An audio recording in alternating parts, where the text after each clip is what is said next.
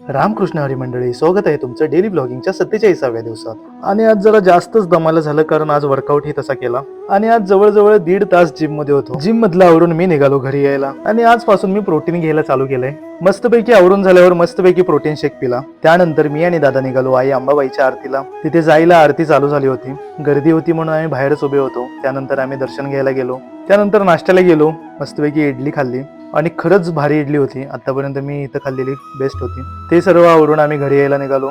त्यानंतर आम्ही वैरण तोडायला गेलो. बीएससी एग्री करून थेअरीचं नॉलेज असणाऱ्यांना आज प्रॅक्टिकल ही केलं आणि त्या प्रॅक्टिकलला उचलून घेऊन मी घरी जायला निघालो. आणि आता ठरवलंय की डाएटवर पूर्ण फोकस करायचं. दुपारी जेवायला पनीरची भाजी आणि भाकरी खाल्ली. सलाद खायचं राहिलं फक्त. आणि दुपारी परत खूप मोठा पाऊस पडला. व्हिडिओत तुम्हाला व्यवस्थित दिसतच असेल. नुसतंच म्हणतो धरणी माय, पण त्याच्यासाठी करतो तरी काय. या वाक्याला जरा सिरियसली घेऊन मी एक आज झाड लावलं आणि संध्याकाळी देवळात आरतीला गेलो. तर आजचा व्हिडिओ तुम्हाला कसा वाटला ते कमेंट करून सांगा. तुमच्या सपोर्ट करा, जाताना फॉलो तेवढं करा. धन्यवाद.